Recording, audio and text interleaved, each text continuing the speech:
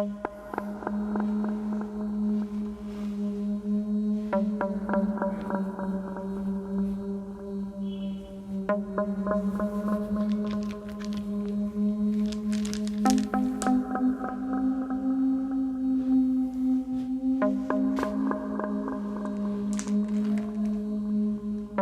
मन में सवाल आ रहा होगा कि क्या है ये अजीब सी, खुरदुरी सी, टूटी फूटी सी, बहुत पुरानी सी।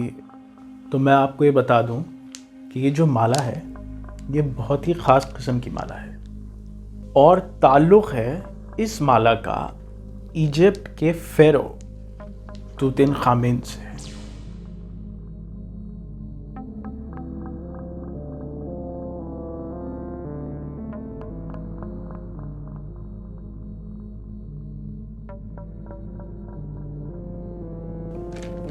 तो मिस्र की रेत के नीचे कई राज दफन हैं। उन्हीं में से एक राज तूतनखामेन से जुड़ा है। आज से 3500 साल पहले मिस्र यानी इजिप्ट में एक बादशाह हुआ जिसका नाम था तूतनखामेन। इजिप्ट के बादशाह को इंग्लिश में फ़ेरो कहते हैं और उर्दू में फ़राओ। तूतनखामेन इजिप्ट का एक ऐसा बादशाह जिसके ताबूत के साथ जुड़ा था एक श्राप, बेहद खौफनाक श्राप। हजारों साल रेत के नीचे दबे रहने के बाद 1922 में हावर्ड कार्टर ने यह मकबरा खोजा। तो गांव वालों के बीच में एक अफवाह थी, एक श्राप जुड़ा हुआ है फ़ेरो की मम्मी से और जो कोई भी इस फ़ेरो की शांति भंग करेगा वो जिंदा नहीं बचेगा। आर्कियोलॉजिस्ट हावर्ड कार्टर का इस बात पे विश्वास नहीं था। वो काफी प्रैक्टिकल किस्म के आदमी थे। उन्होंने इन सब बातों को नजरअंदाज कर दिया। उनका इन बातों पर यकीन ही नहीं था कि कोई श्राप या भविष्यवाणी जैसी बातें भी होती हैं। तो बहुत ही जद्दोजहद के बाद एक रूमनुमा मकबरा छोटे किस्म के पिरामिड में बना हुआ आर्कियोलॉजिस्ट हावर्ड कार्टर ढूंढते हैं और वो मकबरा निकलता है फ़ेरो तूतनखामेन का, जिसको ढूंढा जा रहा था। तो सब तरफ शोर मच गया। गांव में खबर फैल गई कि तूतनखामेन का मकबरा ढूंढ लिया गया है और अब इतिहास के छुपे हुए पन्ने दोबारा पलटेंगे और न जाने क्या क्या बातें सामने आएंगी जो दुनिया को मालूम चलेंगी। तो अपनी टीम के साथ आर्कियोलॉजिस्ट हावर्ड कार्टर मकबरे में जाने का फैसला लेते हैं, जो कि ज़मीन के नीचे धंसा हुआ था और मकबरे के ऊपर गांव बस गए थे और काफ़ी झाड़ी झंकार थे। तो रेत हटाते हुए, धूल धानी साफ करते हुए फ़ेरो तूतनखामेन के दरवाजे पे पहुंचते हैं। It is the first time actually देखते हैं मिस्र की प्राचीन भाषा में दरवाजे की चौखट पे एक चेतावनी लिखी हुई थी और चेतावनी में साफ साफ लिखा हुआ था कि जो कोई भी फ़ेरो तूतनखामेन की शांति भंग करेगा उसको मौत धीरे धीरे अपनी आगोश में ले लेगी। और हिम्मत करके मकबरे के अंदर टीम जाती है तो देख के दंग रह जाते हैं कि जिस कमरे में तूतनखामेन का ताबूत था वो पूरा का पूरा कमरा खजाने से लबालब भरा हुआ था। सोने से जिसकी दीवारें सजी हुई थी और कमरे में चारों तरफ प्योर गोल्ड की मूर्तियां थीं।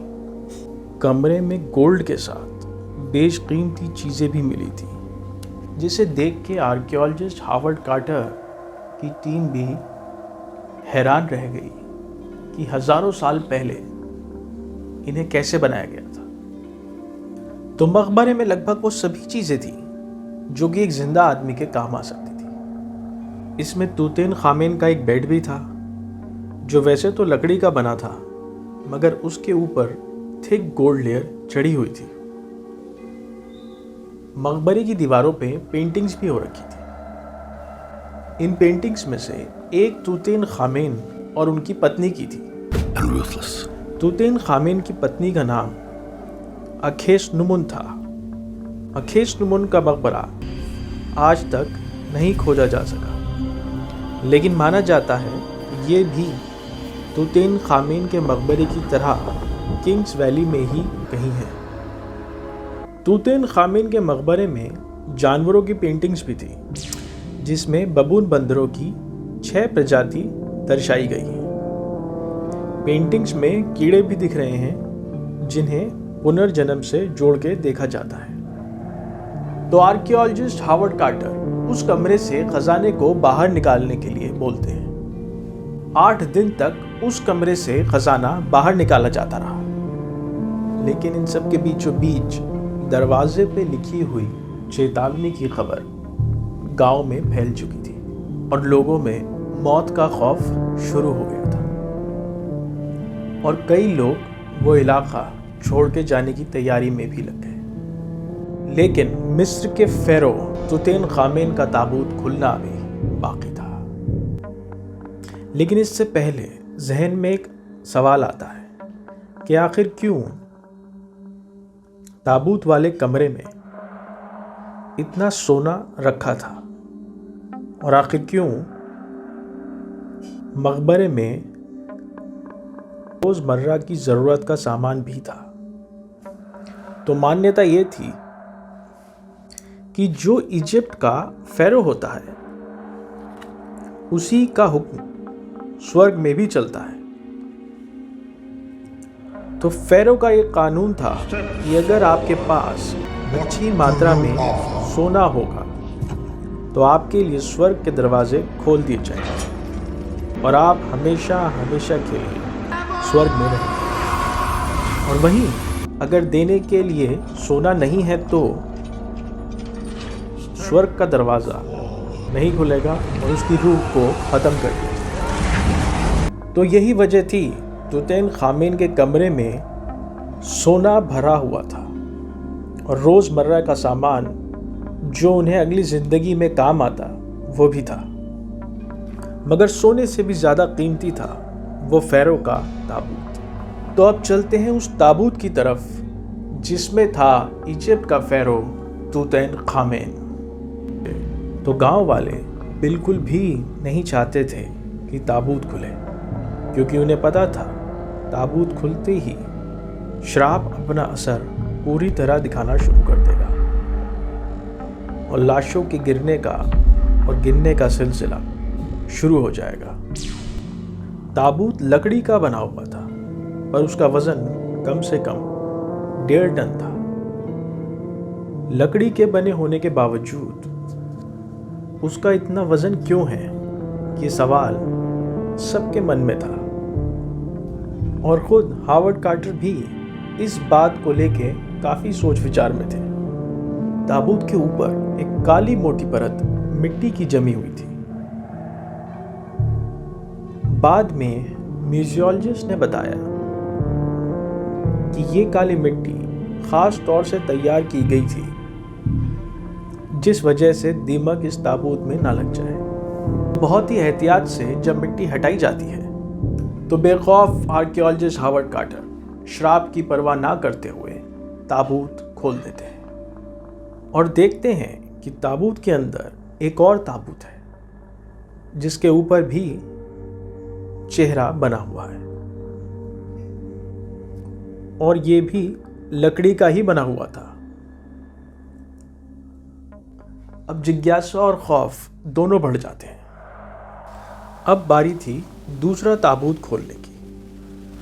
तो आर्कियोलॉजिस्ट हावर्ड कार्टर दूसरा ताबूत खोलने का फैसला लेते हैं धीरे धीरे जब वो दूसरा ताबूत खोलते हैं तो देखते हैं कि उसके अंदर भी एक ताबूत और है, पर इस बार वो लकड़ी का नहीं, प्योर गोल्ड का बना था। बहुत ही मोटी चादर का प्योर गोल्ड का ताबूत।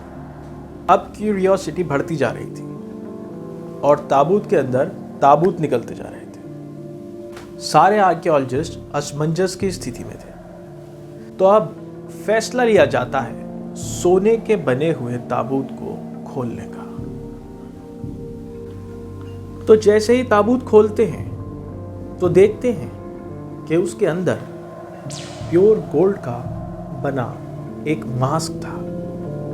ये मास्क 53 सेंटीमीटर लंबा और कई कीमती पत्थर इस पे जड़े हुए थे और इसका वजन कम से कम 10 किलो का था और इसकी आंखें काली रंग की थी। इन काली रंग की आंखों के बारे में हम थोड़ी देर में बात करेंगे। ये जो डेथ मास्क था ये रखा था किंग तुत यानी तुतैनखामेन की मम्मी के फेस के ऊपर, जो कि किंग तुतैनखामेन के कंधों तक और चेस्ट तक आता था। ये मास्क सबसे फेमस चीज़ों में से एक है। किंग तुतैनखामेन जब दरबार लगाते थे तो इसे अपने असल जीवन में भी पहनते थे। इस मास्क से जुड़े कई किस्से कहानियां हैं और इसे डेथ मास्क भी बोला जाता है। इस मास्क में एक अजीब सी सम्मोहित कर देने वाली शक्ति है। ये डेथ मास्क अपनी तरफ आकर्षित करता है। तो आर्कियोलॉजिस्ट हावर्ड कार्टर उस मास्क को अपनी टीम की मदद से हटाते हैं और मास्क हटाने के बाद जो सामने आया देख के सब दंग रह जाते हैं कि जिस तुतैनखामेन का जिक्र वो सुनते आए, जिसके किस्से कहानियाँ वो अपने बड़े बुजुर्गों से सुनते आए हैं, जिसको एक बहुत ही ताकतवर फ़ेरो के नाम से जाना जाता है, वो असल में एक छोटा बच्चा था। बाद में डीएनए टेस्ट से पता चलता है कि उसकी उम्र सिर्फ 19 साल थी। तो एक तो फ़ेरो का श्राप कि जो कोई भी फ़ेरो की शांति भंग करेगा मौत उसको अपने आगोश में ले लेगी, और ऊपर से फ़ेरो का एक छोटा बच्चा होना, एक छोटे बच्चे की कब्र का खोले जाना। गांव वालों और लोगों के दिलों में ये बात मजबूती से घर कर गई थी कि मिस्र का बुरा वक्त अब शुरू हो चुका है। ये जो स्कल्पचर आप मेरे पास देख रहे हैं, ये किसी आर्टिस्ट ने फ़ेरो तुतैनखामेन की मम्मी का फेस बनाने की कोशिश की है, जिसमें वो काफ़ी हद तक सफल भी हुआ है। तो आर्कियोलॉजिस्ट हावर्ड कार्टर मम्मी को ताबूत से बाहर निकालने से पहले ऑर्डर देते हैं कि मम्मी को स्कैन किया जाए, और एक छोटी स्कैन मशीन लाई जाती है जिससे मम्मी को स्कैन किया जाता है। स्कैनिंग मशीन मम्मी के अंदर कुछ होने का 3 जगह से सिग्नल देती है। तो हावर्ड कार्टर उस सिग्नल वाली जगह से मम्मी के बैंडेज हटाते हैं। तो सिग्नल दाहिनी टांग में से आ रहे थे और एक सिग्नल बाएं कंधे से आ रहा था। तो दाहिनी टांग के जब वो बैंडेज हटाते हैं तो देखते हैं 2 खंजर निकलते हैं। उसी की एक खंजर प्योर गोल्ड का बना है और दूसरा लोहे जैसी एक वस्तु का। हावर्ड कार्टर के मन में प्रश्न आता है कि जहां लगभग हर वस्तु सोने की बनी है, वहां लोहे का चाकू आखिर फ़ेरो ने अपने पास क्यों रखा था। तो तीसरी जगह कंधे से जो सिग्नल आ रहा था वहां से भी बैंडेज हटाई जाती है, पर वहां कुछ नहीं होता। पर पता ये चलता है कि कंधे के नीचे कुछ रखा हुआ है, उसी काले लेप में लिपटा हुआ। जब उस काले लेप को केमिकल से हटाया जाता है तो पता ये चलता है कि वो एक ब्रूच है, एक सोने से बना ब्रूच। ब्रूच काफी अजीबोगरीब किस्म का था। ब्रूच के ऊपर एक आंख बनी थी जिसको आई ऑफ गॉड कहते हैं। इसी एक आंख को दिखाने का इस्तेमाल अक्सर फिल्म एक्टर्स भी करते हैं, जिसको लोग इल्यूमिनाटी से भी जोड़ के देखते हैं। और इसी ब्रूच के बीचों बीच एक बड़ा बीटल बना हुआ था जो एक जवाहरात की तरह चमक रहा था। तो जब बीटल का केमिकल एनालिसिस हुआ तो एक अजीब सी बात सामने आई, जिसको सब एक क्वार्ट्ज पत्थर समझ रहे थे, वो एक्चुअली में एक ग्लास का बना था, मगर कोई ऐसे वैसे ग्लास का नहीं, ये एक नेचुरल ग्लास का बना था। तो सवाल ये उठता है कि जैसे पेड़ पौधे नेचुरल होते हैं, क्या उसी तरह से ग्लास भी नेचुरल होता है? तो क्या नेचर किसी तरह से कोई नेचुरल ग्लास भी बनाती है? और अगर बनाती है तो कहाँ बनाती है और कैसे बनाती है? और सवाल ये भी था कि बीटल ही ब्रूच में क्यों बना था। तो यहाँ हम मेजर 2 तरीके डिस्कस करेंगे जिससे नेचर ग्लास बनाती है, और ये हमारे टॉपिक से भी जुड़ा है। तो पहला तरीका है वॉल्केनिक इरप्शन, यानी जब ज्वालामुखी फटता है तो लावा निकलता है, और जब वो अर्थ के साथ टकराता है तो टेम्परेचर इतना हाई हो जाता है, जो मिनरल्स होते हैं वो पिघल जाते हैं, और पिघलने के बाद एक ग्लास बन जाता है जिसको ऑब्सीडियन ग्लास बोलते हैं। तो ऑब्सीडियन ग्लास कैसा होता है मैं आपको दिखाता हूं।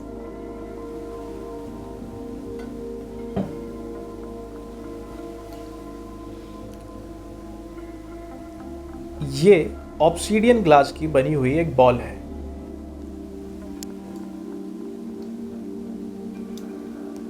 एंशिएंट टाइम्स में इस ग्लास के वेपन्स और ऑर्नामेंट्स भी बनते थे। ये ग्लास गोल्ड से भी ज़्यादा वैल्यू रखता था। तो फेरो के मास्क में जो ब्लैक आइज बनी हुई है, जिसको हम वीडियो में पहले डिस्कस कर चुके हैं, वो इसी ऑब्सीडियन ग्लास की बनी हुई है।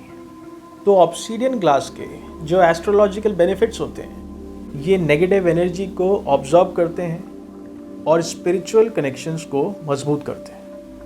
ये प्रोटेक्शन भी देते हैं। ये लाइफ में क्लियर थॉट, क्लियर विजन और पॉजिटिव वाइब्स लेके आता है। और दूसरा जो इससे भी ज़्यादा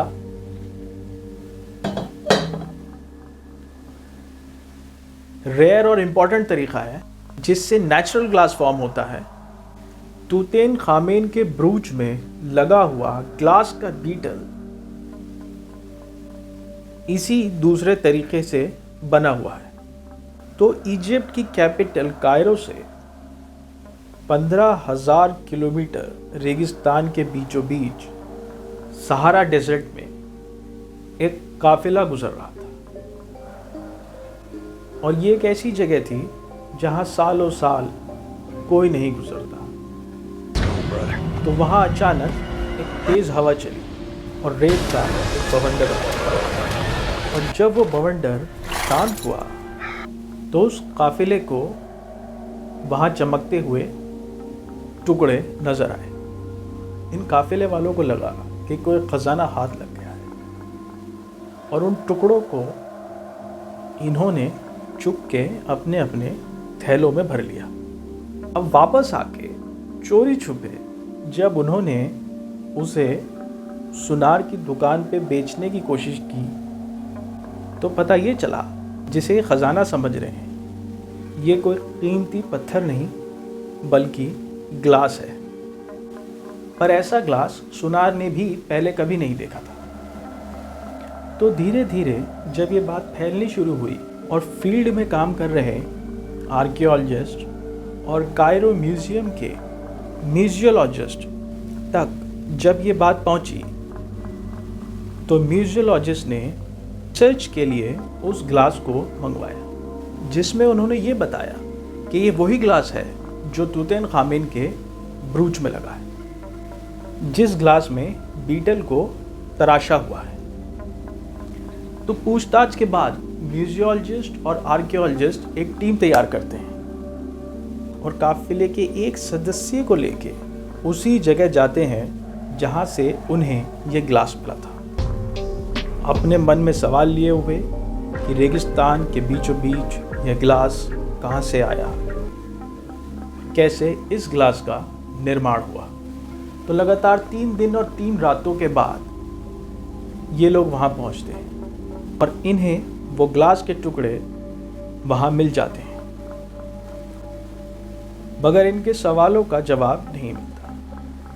कई किलोमीटर आगे पीछे ये गाड़ी घुमाते हैं, रिसर्च करते हैं कि शायद कोई क्लू मिल जाए, मगर वहाँ गरम थपेड़ों के अलावा और रेगिस्तान के अलावा कुछ नहीं था।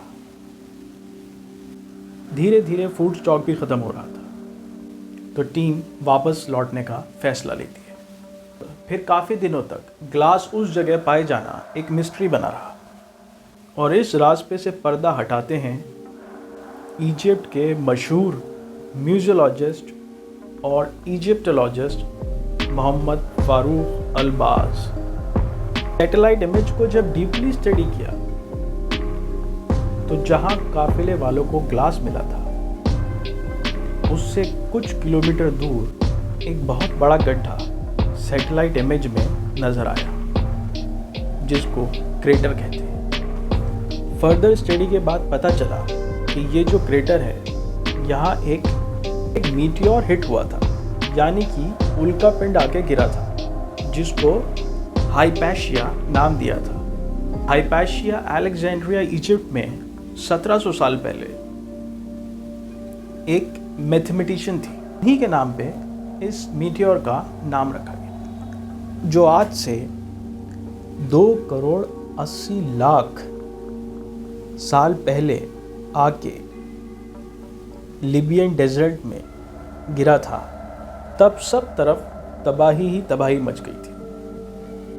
माना जाता है कि उस वक्त यह इलाका हरा भरा और सरसब्ज था। पेड़ पौधे, झरने, तरह तरह के जानवर यहाँ रहते होंगे, मगर धूमकेतु के गिरते ही हर तरफ तबाही मच गई और सब खत्म हो गया। माना यह भी जाता है कि ये भी एक बहुत बड़ा रीज़न है आज यहाँ रेगिस्तान होने का। मीटरॉइड आके टकराया, जिसका इम्पैक्ट और गर्मी एक न्यूक्लियर बॉम्ब के धमाके से भी ज़्यादा होता है। ये ज़मीन पे टकराने से जो रिएक्शन पैदा होता है, वो जन्म दे देता है एक नेचुरल ग्लास को, और आज ये natural glass Libyan desert glass के नाम से जाने जाते हैं। और इसका जियोलॉजिकल नेम टेक्टाइट ग्लास है, और यही लिबियन टेक्टाइट ग्लास तूतनखामेन ने बीटल के रूप में तराश के अपने ब्रूच में लगाया था। तो बीटल सिंबल था रीबर्थ का, और रीबर्थ को उस वक्त बहुत ही महत्व दिया जाता था। ये कांच उस ज़माने में उनके लिए भी अनहोनी थी और समझ के परे था, तो इसलिए उस ज़माने में इजिप्ट वालों ने इसको बहुत इम्पोर्टेंस दी। अब ये जो आप माला देख रहे हैं, जिसका जिक्र हमने वीडियो की शुरुआत में किया था, एक टेक्टाइट नेचुरल ग्लास की माला है, जो कि मीटरॉइड के टकराने की वजह से बनी है। क्योंकि जो मीटरॉइड गिरते हैं और जहां वो गिरते हैं उसकी कॉम्पोजिशन अलग अलग होती है, इसलिए ग्लास के रंग में फ़र्क आ जाता है। तो इस नेचुरल टेक्टाइट ग्लास का एक स्पिरिचुअल और एस्ट्रोलॉजिकल बेनिफिट भी होता है। तभी इस नेचुरल ग्लास को एक माला के रूप में तराशा गया है, ताकि इसे धारण किया जा सके, इसे पहना जा सके। और इजिप्ट के फेरो तूतनखामेन ने भी इसे पहन रखा था, एक बीटल के रूप में अपने ब्रूच में, बस उसका रंग अलग था। टेक्टाइट नेचुरल ग्लास एक हीलिंग टूल माना जाता है और इसके एस्ट्रोलॉजिकल और स्पिरिचुअल बेनिफिट्स होते हैं। तो अब अगर हम इसे पहन लें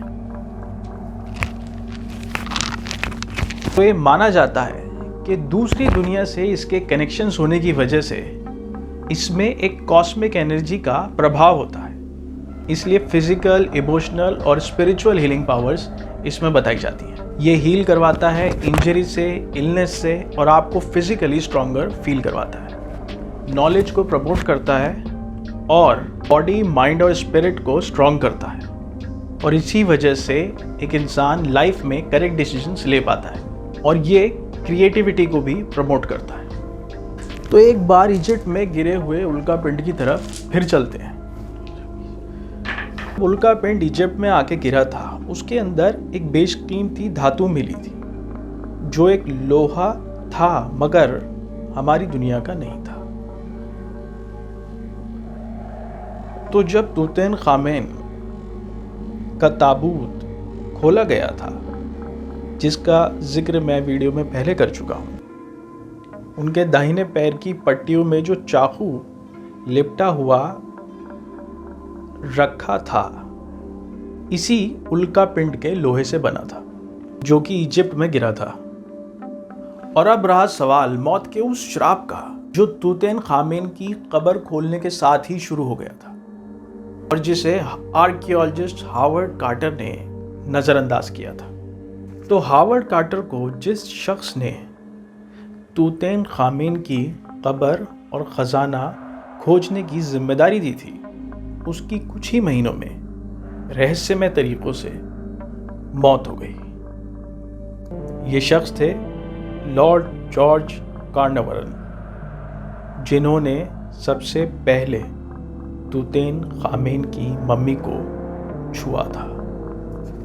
इसी तरह से मिस्र के राजकुमार अली कामिल के साथ भी कुछ ऐसा ही हुआ। दरअसल वो और उनकी पत्नी दोनों उस रहस्यमय मम्मी को देखने पहुंचे थे, लेकिन घर लौटते ही उनकी पत्नी को न जाने क्या हुआ कि उन्होंने राजकुमार की हत्या कर दी। तो मौत की चेतावनी को नज़रअंदाज करने का ऐसा असर हुआ कि बताया जाता है कि हावर्ड कार्टर की टीम के सभी सदस्यों की एक एक करके मौत हो गई।